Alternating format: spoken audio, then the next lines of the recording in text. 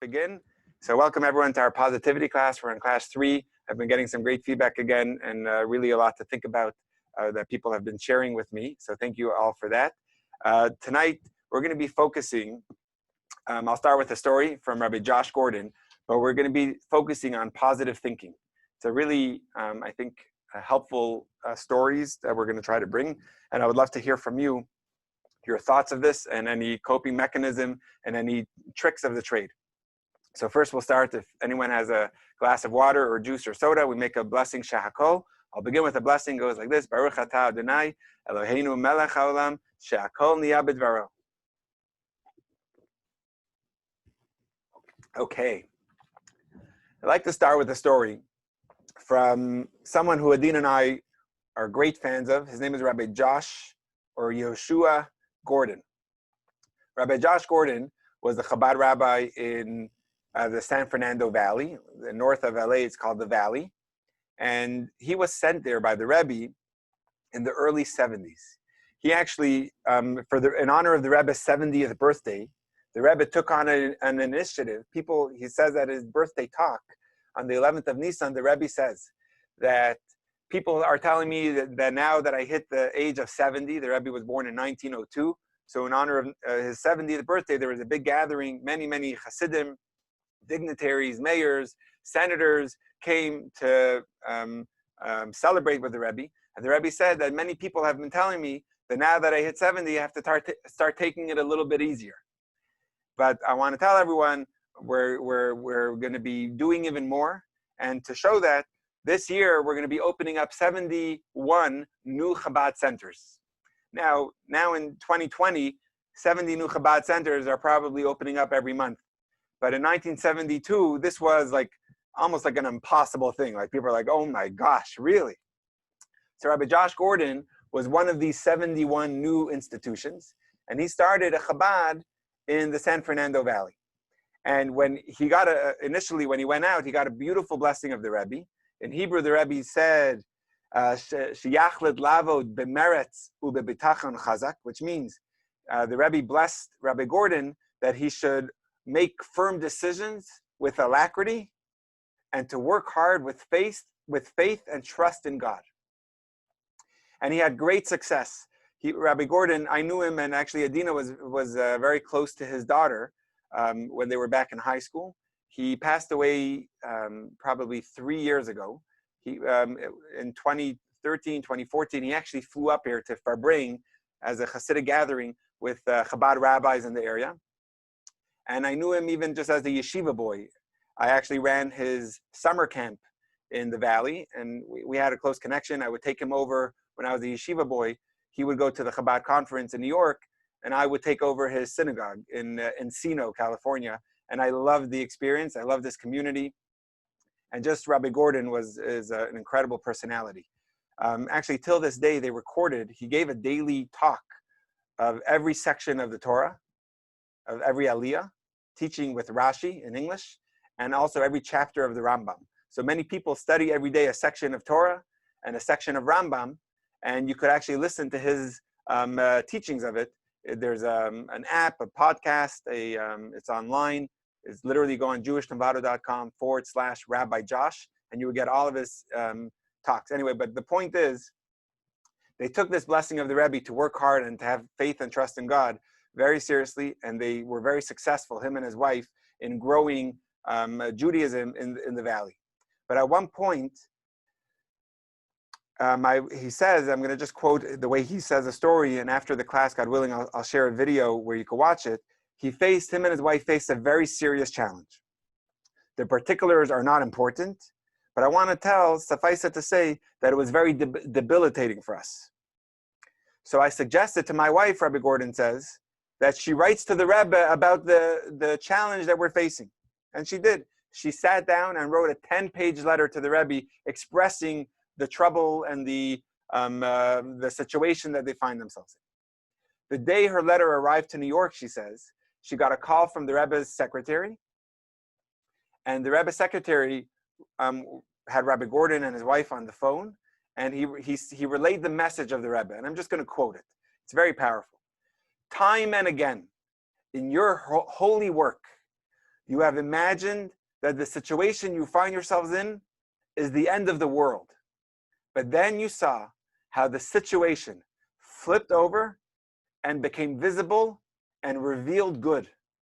You must in all cases follow the command of the Tzemach Tzedek to think optimistically, and things will turn out well. In Yiddish, the words are trach gut v'zayin gut.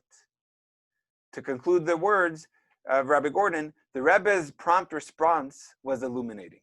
This answer is a teaching that I try to remember every day, that as bad as things may look, they looked bad last time too.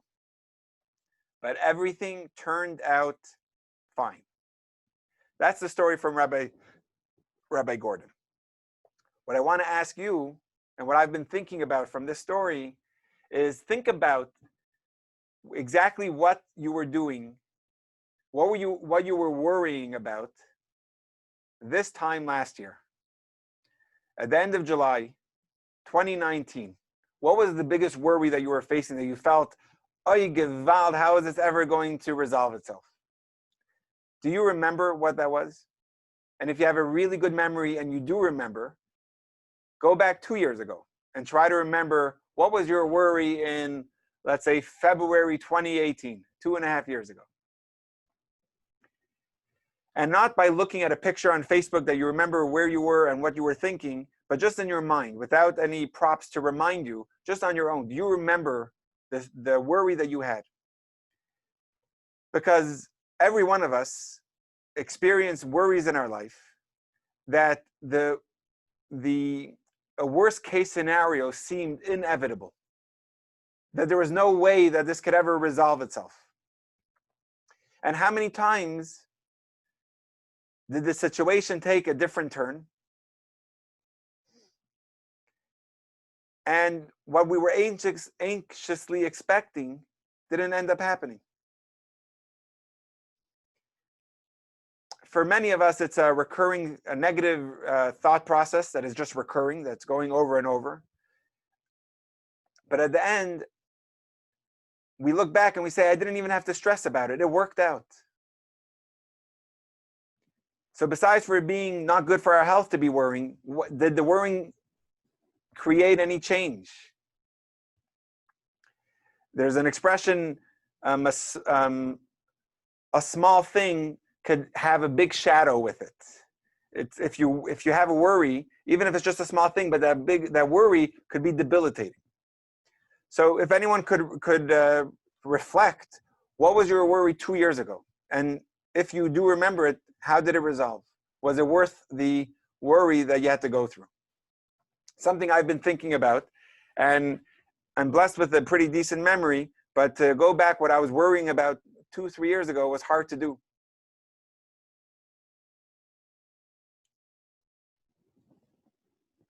So that's what I wanted to open the class with the story from Rabbi Gordon, and hear your thoughts, if you have any, of what comes to mind as you think of this idea. So, Rabbi, do you want something to support your thesis, or to?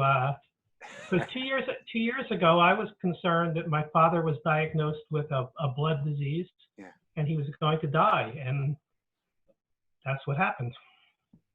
So you can say that's a resolution, but sometimes worries sometimes are valid, and in my case, it was. I'm not saying not valid, for sure, and of course with the death, but the worry for a lot of people, and obviously when it comes with someone who's passing, it's a different emotion of worry. But what I'm trying to say is, in many times what we're worried about, the worry itself doesn't do us any good. It's not helping the situation. On the contrary, many times it's just paralyzing us from being able to take the necessary action that we need to do. The worry itself, of course, to the care and the nurture and to take care of your mom during that time and till today, of course, that's crucial and important.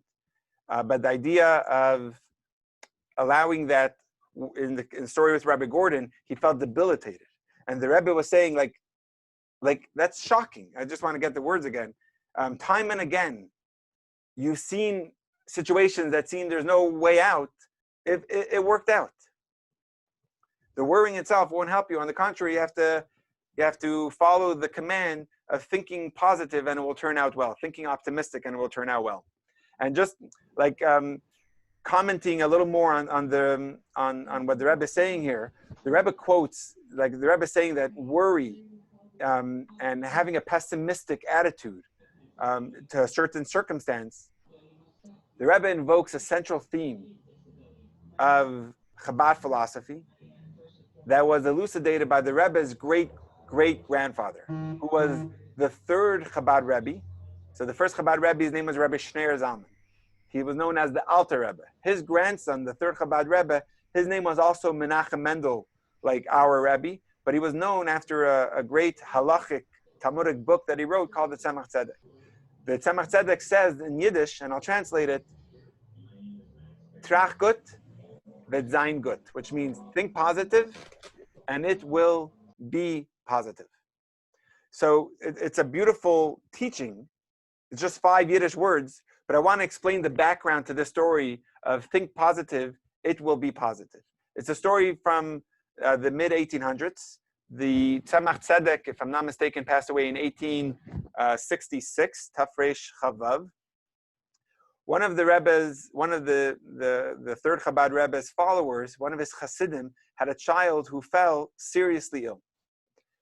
The father of the boy was advised by friends to travel to Lubavitch, which was the headquarters of Chabad in Russia, and to seek the advice of the Rebbe. With a heavy heart, he traveled to Lubavitch, and he made that difficult trek. And telling the Rebbe his problem about his child and the ill condition, the Rebbe told him, Trach gut vet sein gut. Think good, and it will be good. So the Chassid, being a Chassid, he worked on this. He took these words to heart. And during the entire journey home, he strove to strengthen his trust in God and to visualize a good outcome for his child, for his son. And when he returned home, he was shocked to see that his son completely healed and was back to his normal self. That's the story behind those 5 words of the Tzemach Tzedek, which is in Yiddish, Trach gut vet sein gut, think good, and it will be good. So this is an aphorism of the Tzemach Tzedek.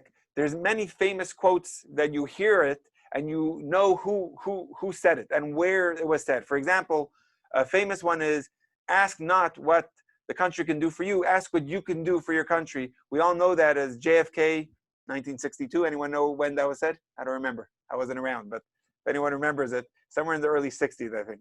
Or I have a dream. Say again, I'm sorry? Inauguration. Oh, by his inauguration. What year was that? It must have been 19. I should know this, actually. I just became a citizen in January, so I think it wasn't part of the test, but it seems like good knowledge I should know. I think it was January 61, probably. Okay. Yeah, must have been, yeah. Okay, cool.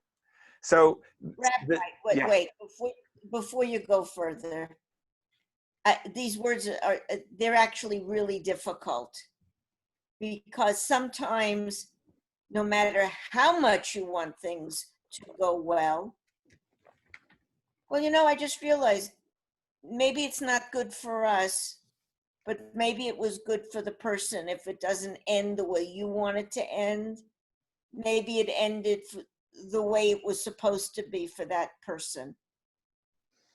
Howard, I remember Howard's father, the wonderful man. Yeah. And who knows if that, but I believe that things are the way they're supposed to be. So maybe but it's hard when we want him to end a different way. Yeah. Than they actually end up. We have a friend whose daughter is very ill, and she has 2 young children. And I hate to say it, but the writing is probably on the wall. And if she has set a good year or two, that would be so wonderful because it gives her more time for the children to grow up and to have more time with their mother. So it's hard to say, oh, I'm going to think positively and she's going to be healed. Agreed. It's very Agreed. difficult. I'm actually not even going to try to debate that because I absolutely agree. But what I will ask is tonight's class, we're going to dig into this statement, this quote from the Tzemach Tzedek. And hopefully, I don't know if it's going to make sense, but hopefully it's something we can strive to work on. That's that's my goal. I hope we'll be successful together because it's something, if we can tap into what that means and how to do it, it's an incredible frame of mind to be in. And let's figure it out. And I've done some research this week. I've spoken to other rabbis to try to figure this out, what it means, and how could we work on ourselves to have such an attitude. So it's in English, it would be called positive thinking. In Yiddish, we call it trachgut. And it's a famous quote from the third Chabad Rebbe, and it's one of the principles and a central tenet of Chabad philosophy, to think good and it will be good. Quoting that story like I just shared with you. But it's a popular thing in English called positive thinking. But for many people, as Tessa just said, the instruction to think positively in the face of challenges and crisis is difficult to take seriously because it sounds almost naive. It's like a counsel of a naive person saying, or if you go to the Safeway supermarket and they have some books for sale, one of the self-help books you may find is going to be a positive thinking book, or maybe it's a new podcast that they're trying to come up with. But is it really practical, or is it just naive thinking? Furthermore, I would think that it's actually dangerous to use this approach because it can set you up for great disappointment. Because imagine you visualize an excellent result and the positive outcome doesn't happen. It never materializes. Some scientists, they actually suggest that imagining the worst possible outcome is actually the healthier solution. It's a more optimal way of life because if you envision a plan in a worst case scenario, you won't be let down if it ends up happening. It's almost expected. And you would be pleasantly surprised if you end up with a positive outcome. And I could send you from 2017 or something, there's an article in Newsweek that was titled "The Tyranny of Positive Thinking," and that it can threaten your health and happiness. And this whole thing, it was a findings of scientists who say that if you insist in a positive outcome, it can lead to people blaming themselves for their failure or for sadness, and for not being able to overcome adversity. So what we're going to try to do, and I'm actually going to be sharing my screen in a moment and understanding the Rebbe's explanation of what positive thinking means according to Chabad philosophy.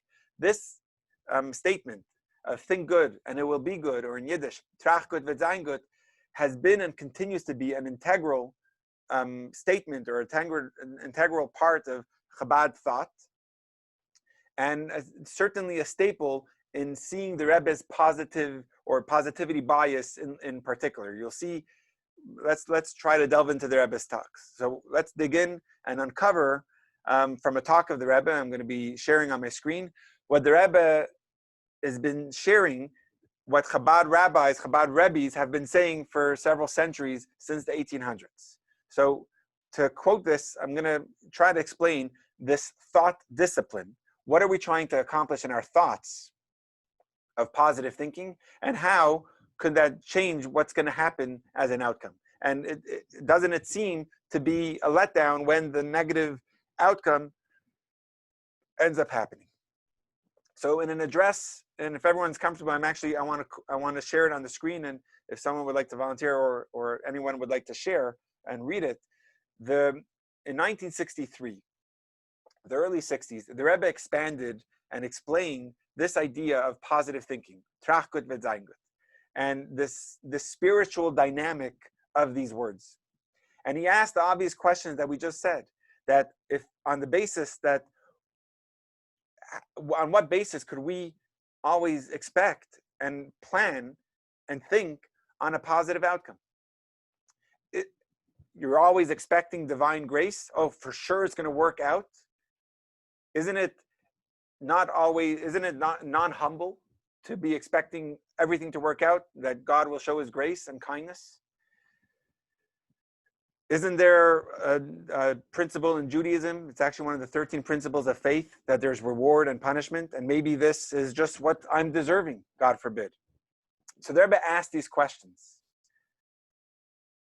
And the Rebbe explained, if everyone's comfortable, and you can tell me if you could see the screen. I'm just going to be sharing my screen and seeing if we could actually learn this together.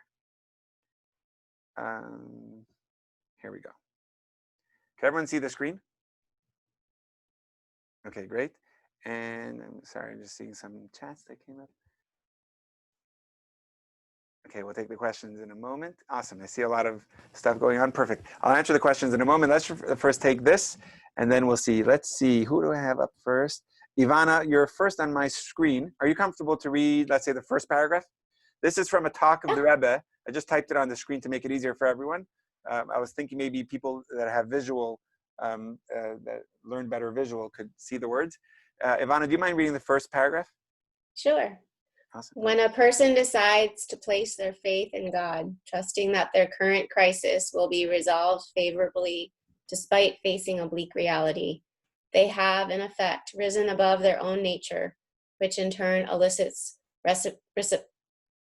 reciprocally the suspension of the divine order in which only the righteous are deserving of salvation. So usually if you do good, you're deserving kindness from God. If you don't, you shouldn't complain. But over here, what the Rebbe is saying is that if you put your trust in Hashem and you have a thought that this will work out, you're rising above your own nature. Your own nature is to tell you maybe it's not going to work out. But over here, you're suspending the ordinary or divine way. And let's just see the next paragraph. Let's see, Barbara, you're next up on my screen. You could choose between you and Howard. You're equal on the screen, but I'll give it to the Eishes Chayil to read. Hi. Oh, which Barbara? Oh, I'm sorry. I don't know if everyone has the same order or if Do it's you just have me. do you have a husband named Howard? No. Barbara Schwartz. Awesome, go for it, God Barbara. understands how difficult and even supernatural it is for a human being to unequivocally trust to the degree that he or she no longer experiences fear and anxiety, that an unpromising and even seemingly hopeless situation will have a positive outlook, an outcome. You could continue. Therefore, as a result, and even reward for the extraordinary act of thinking good, God deems the one who placed their trust in him, who may be otherwise undeserving of a positive outcome, as deserving of an extra measure of divine generosity. Well, in this instance. So let's just, if everyone's okay, I'm just going to give 30 seconds. If everyone could just absorb these words from the Rebbe's talk, explaining this positive thinking method of Chabad philosophy. And then, of course, I would love to hear how you understand it. But these are just, it's a little snippet of a more elaborated talk. But I'll just give 30 seconds of silence. If you're comfortable with it, I am. And we'll just try to understand these words.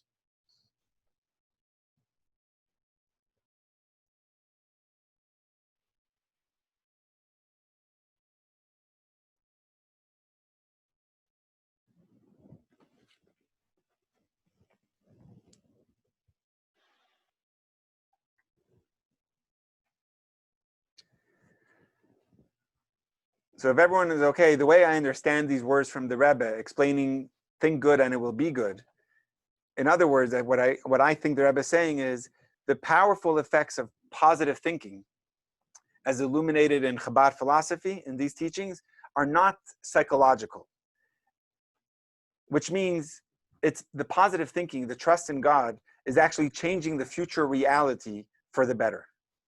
Because if it was all just psychological, there's pros and cons. Should I imagine and expect the best, or should I expect the worst and just hope for the best?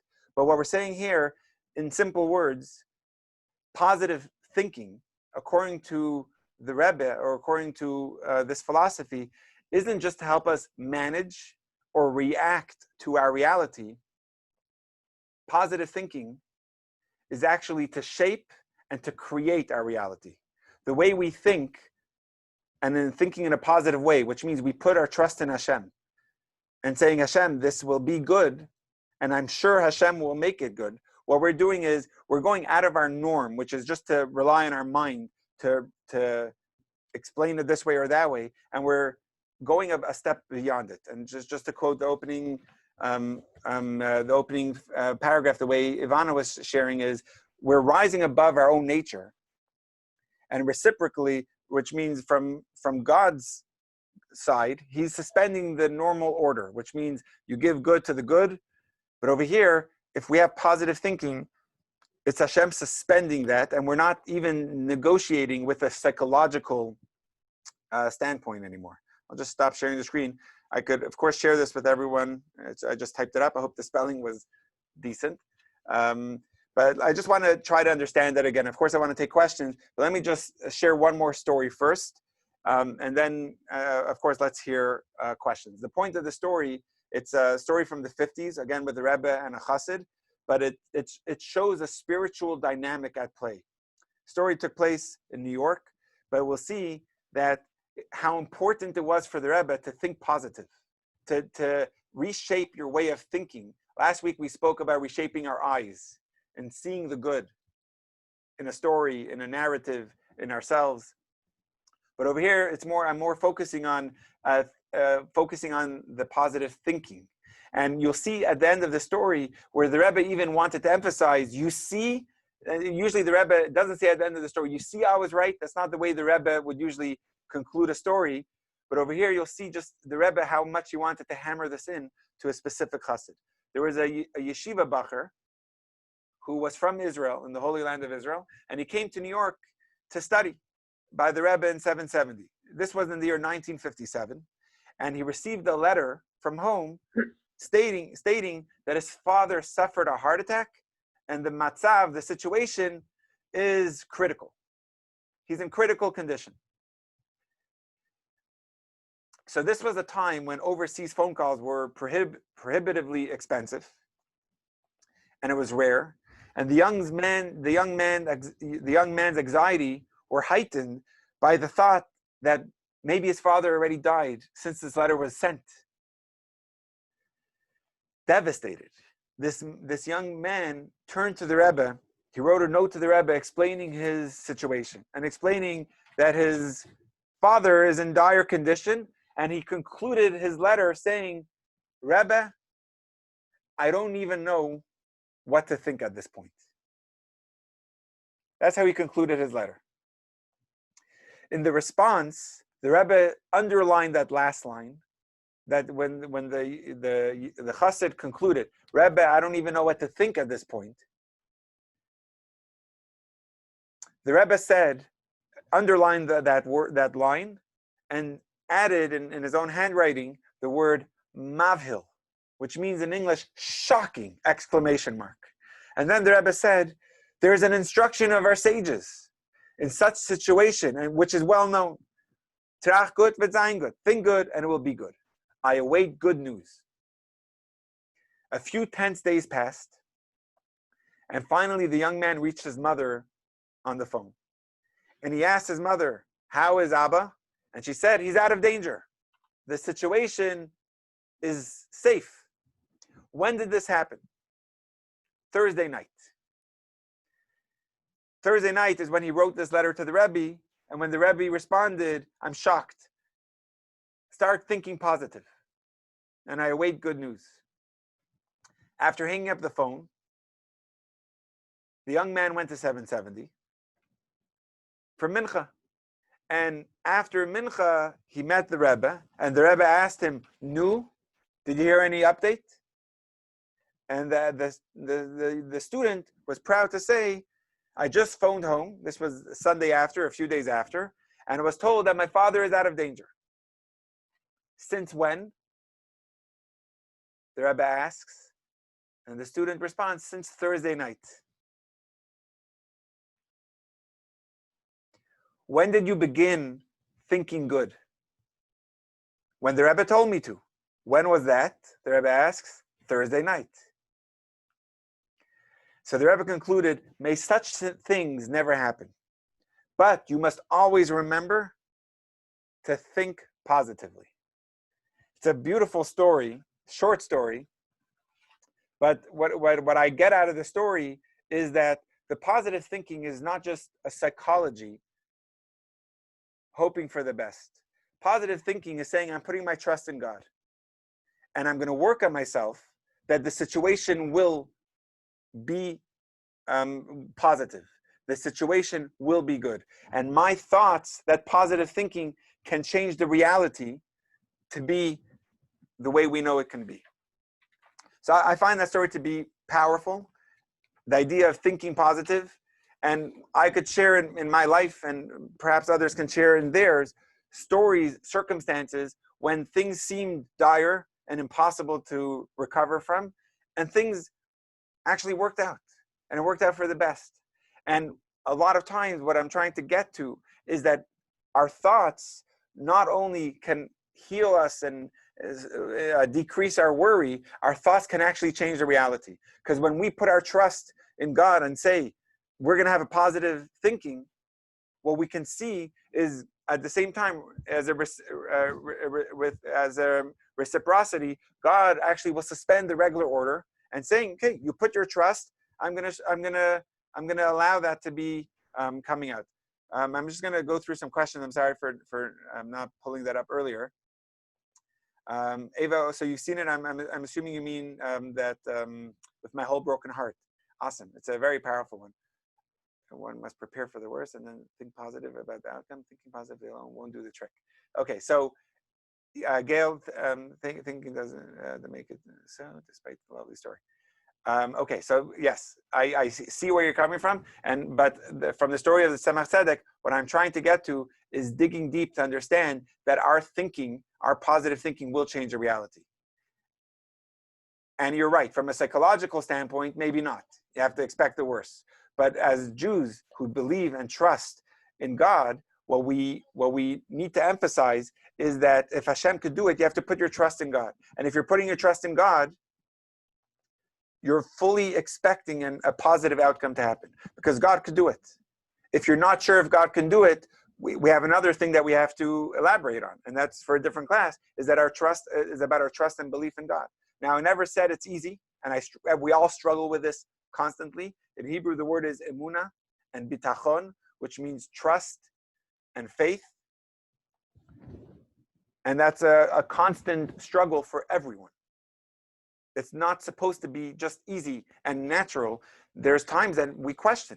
But the idea of positive thinking is saying, wait a minute, if I'm putting my trust in the news, you're right, it's not going to be positive. But if I'm putting my trust in God, we know that instantly a situation could change. And our thoughts can change their reality. God is saying, if you're putting your trust, I'm going to respond in kind. I think the point is not that positive thinking will fix things, but that spending your time and energy worrying is not productive or healthy. That was the first point. That is, it's not helpful to think and to worry. But the next point that that is a tenet of Chabad philosophy is that your thinking positive can change the outcome. Today's the 5th year of my daughter's father, my ex-husband, passing. My daughter Golda was only 7 years old, and I'm so sorry, Barbara. I worried my baby would never smile again, and her child would ever be the same. Yeah, I'm assuming this was for everyone, Barbara. I see it on everyone, so I will read it. I worried my baby would never smile again. Child would end at the moment. While this is such a hard thing in both of our lives, I am being amazed at how well she is now. That's amazing. And I got to meet her on Purim, and I really enjoyed meeting her. She herself sees the blessing in her life, and it's a lot of stressful, and having 2 homes was so chaotic. Wow. And may the neshama of her dad have an aliyah, and may you look after his daughter, and bring all the necessary blessings needed and pull some strings on high for her. So Adrian asks a great question that I need to elaborate on as well. Doesn't that make us responsible for the outcome? Because if the outcome is negative, it's almost I wasn't thinking positive enough. You're right, and that's more to add to our Jewish guilt in whatever way we're looking at it. So it's a very good question. Let's see if we could elaborate on that a little more. This sounds a lot like Christian Scientism, making our illness go away as a result of belief. Interesting. Okay, Gail, that's really cool. Thank you for bringing that up. I will obviously beg to differ. Belief in God is not a Christian thing. Belief in God is our thing. Of course, we do everything possible, everything, to follow, for health and for safety.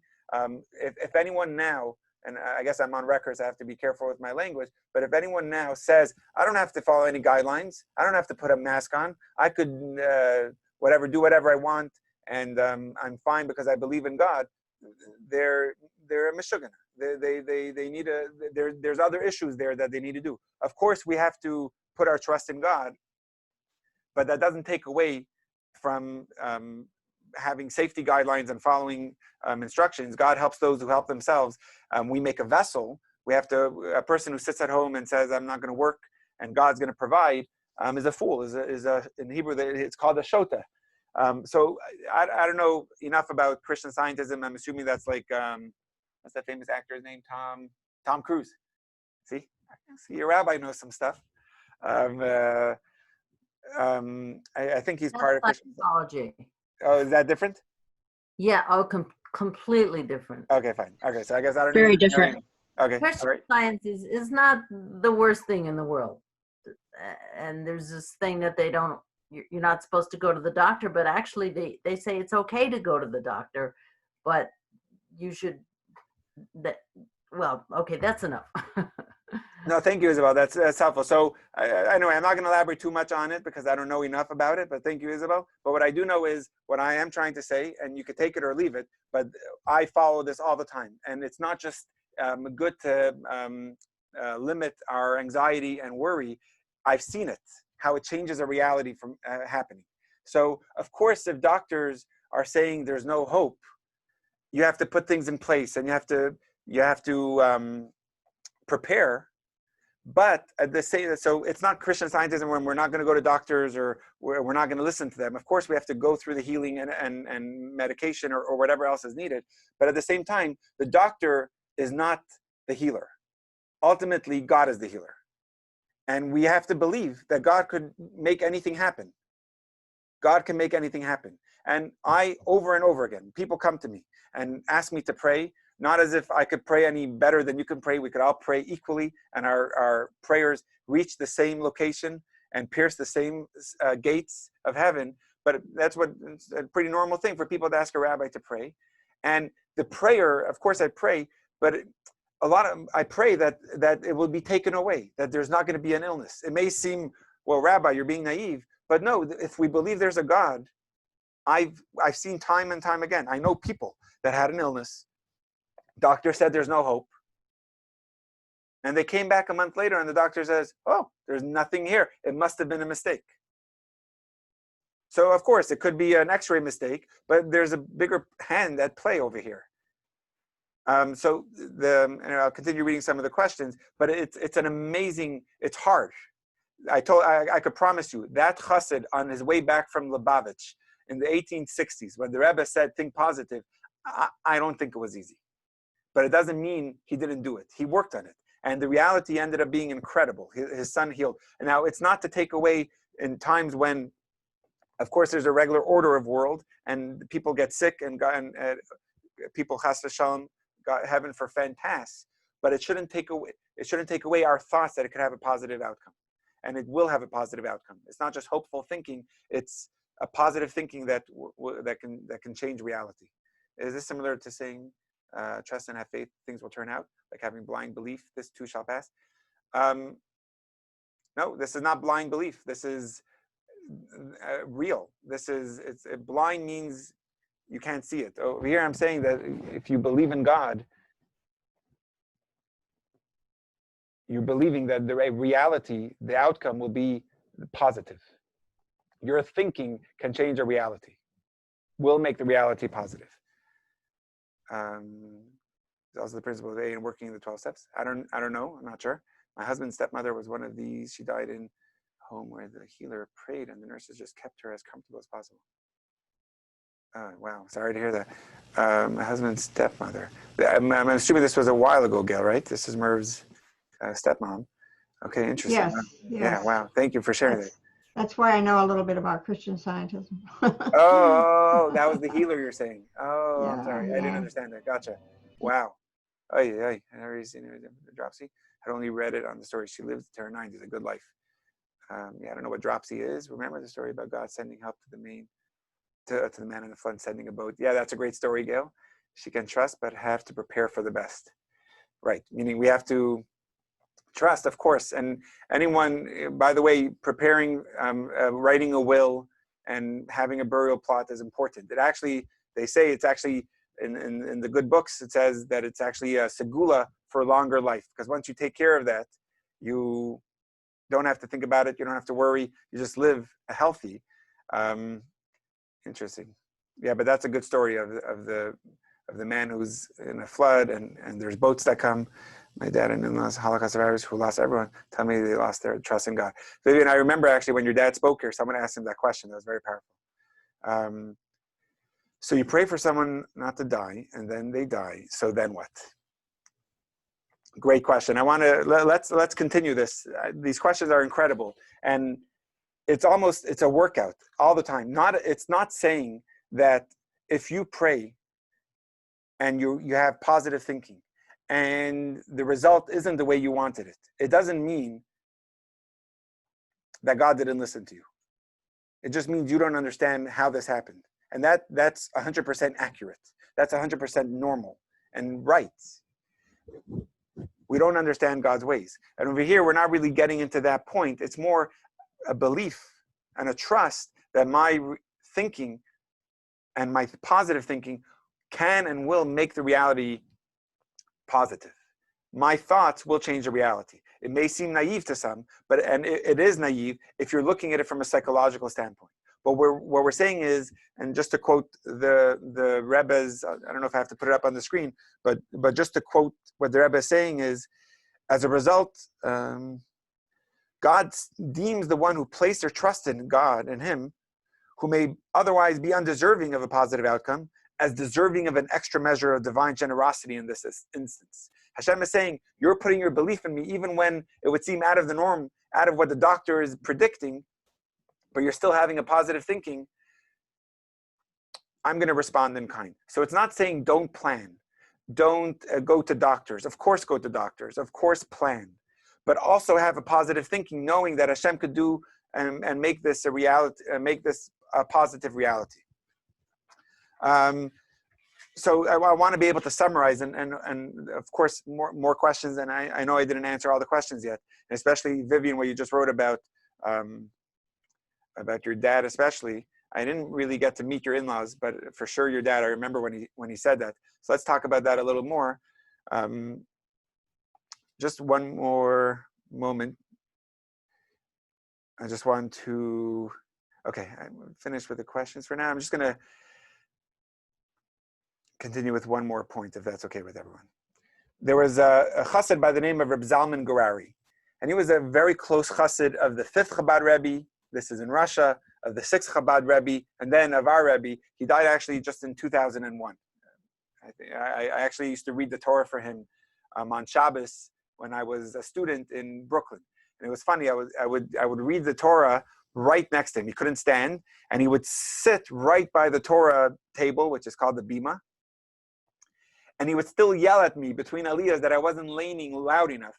But he was actually deaf. It was pretty funny. You know the story of the person who goes to the doctor and he's like, every part of my body is hurting me. And the doctor's like, show me. He's like, this part, this part, this part. And the doctor looks at his finger and realizes his finger is broken. So anyway, his name was Reb Zalman Gurary. And just to share the story, he had to have a very serious operation in a few weeks' time. So he organized to have a private audience with the Rebbe. And during his private audience, he asked the Rebbe for a blessing that he have a successful surgery.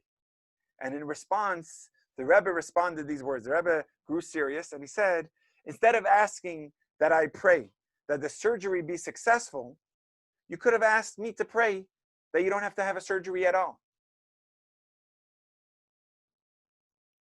So the chassid immediately changed his question. And the chassid said, Rebbe, I would like to ask for a blessing that I don't need a surgery at all. And the Rebbe responded, not what I thought when I was reading the story, it's too late.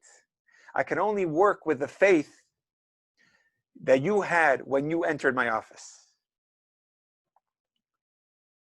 I find this to be a pretty powerful story.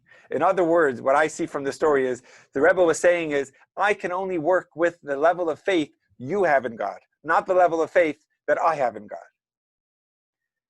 As we see in the story from Rabbi Gorari, it's not just that our positive thoughts have the power to affect and change our reality. What we're saying, what I think, what I'm understanding from Trachgut V'Zaingut is that our mindset and approach has to be in the faith from which those thoughts emerge. We have to have the trust in Hashem, because the chassid, first of all, the chassid for sure had faith in God. If he didn't have faith in God, he wouldn't have been asking for prayers for his recovery, for his surgery. So of course, he looks at the doctor as an agent of God, and he looks at the source of healing coming from a spiritual place as well. But nevertheless, his request that the surgery be successful was a certain, if I could say, a limitation of faith. Because the medical view was that there was a certain parameter that you're going to have a surgery. And the Rebbe's response to him was, why limit God? Can I add something? Sure, of course. There's a great expression that a friend of mine told me, which is, don't tell God how big your problems are. Tell your problems how big your God is. Oh, that's beautiful. And that's always resonated with me. Thank you, Barbara. Repeat that, I couldn't hear it. I said, don't tell God how big your problems are. Tell your problems how big your God is. Nice. Thank you, Barbara. So it's I want to make it clear, and I'm getting some text from some. So I just want to make it clear. If we put our trust in Hashem, of course we listen to the doctors. Of course we need to pray for healing. And of course we need to go through every test and recommendation of healing or whatever challenge we're going through. We have to go through every step. But our thinking needs to be positive going throughout it. Because are you putting your trust in are you putting your faith in medical experts? But why limit God and say, the doctors say I need surgery, so at least pray for a good surgery. What over here it's saying is, why limit God's kindness that he can provide? God is not limited in his kindness, because that's number one tenet of faith is God is not limited. God is infinite. So the power of the story is that faith is not either you have it or you don't. We see from the story of the chassid is that there's different levels of faith. Naturally, many of you who are on the call, and hopefully me as well, we have faith in God. But the question is, to what level does our faith take us? Or at least, or you say even more, what level of faith can we attain? What level of faith in our life do we have that dictates and hopefully will generate the level of divine kindness, compassion that we can experience in our life? And this, the thought, and of course, let's take questions, but I find this, the reason why I needed to share this story and this positive thinking method, that it's not a psychological method. There's a powerful, there's an empowering thought here. What I'm trying to get to is, God imbued us with a tremendous power and gift. And that gift is allowing us to choose what interface, what operating system in computer terminology will be our relationship with Hashem, with God. And depending on our level of faith, Hashem will reciprocate, almost like following our lead, if I could say, like in quotes. The idea where Hashem sees an incredible faith that we're putting in him, that of course this will work out well. Of course this is going to be a positive outcome. Hashem, like quoting the Rebbe's talks from 1963, Hashem will suspend the natural order and be able to provide something beyond the natural order because we're working on ourselves to have a mindset that is beyond the natural order. So just to summarize, and then we'll take more questions. And I would love to hear your thoughts, if it resonates, if you think it's possible, if you think it's attainable, if you think this is just naive, and that's fine. That just means that I'm going to have to work on it myself more. And this is an effort. All the Hasidim, every story I just told you, Rabbi Josh Gordon, he wrote to the Rebbe that his wife wrote to the Rebbe that it's debilitating. And the Rebbe says, what happened to the Chabad philosophy? Think good and it will be good. And it ended up being good. And that Israeli yeshiva boy. And this elder Chassid, Rabbi Gurari. So just to summarize, from a psychological and practical point of view, there is a risk and a downside in positive thinking. Because you may be setting yourselves up for a massive letdown if the outcome is not how you hoped for. But from this perspective, or at least just continuing the perspective of expecting a natural outcome and not wanting to be let down, worst case scenarios, expecting or envisioning worst case scenarios, it actually may help to avoid suffering and manage one's expectations. But however, based on this teaching or the story from the Tzemach Tzedek from the 1860s, from a spiritual perspective, and one that the Rebbe taught how to live with a positive bias, is our positive thinking it's the exact opposite of what we just were learning of a psychological standpoint. It isn't that we must manage our thoughts to conform and to protect us from reality. It's the truth is that our thoughts, whether we know it or not, our reality is shaped and molded. It's going to expand or be limited in relation to our level of emunah, our level of faith, and from the level of our positive thoughts on a certain on a certain criteria, on a certain outcome. So our thoughts can mold and shape or reshape a reality. Based on how we do it, Hashem will respond in kind. And I find that to be a very, not only comforting, but it's almost a charge. How much could you actually work on your thoughts? So now it's not opposite of previous classes where it's thinking positive about someone else. It's really thinking positive about a certain challenge that we're facing and really trusting that there's going to be a positive outcome.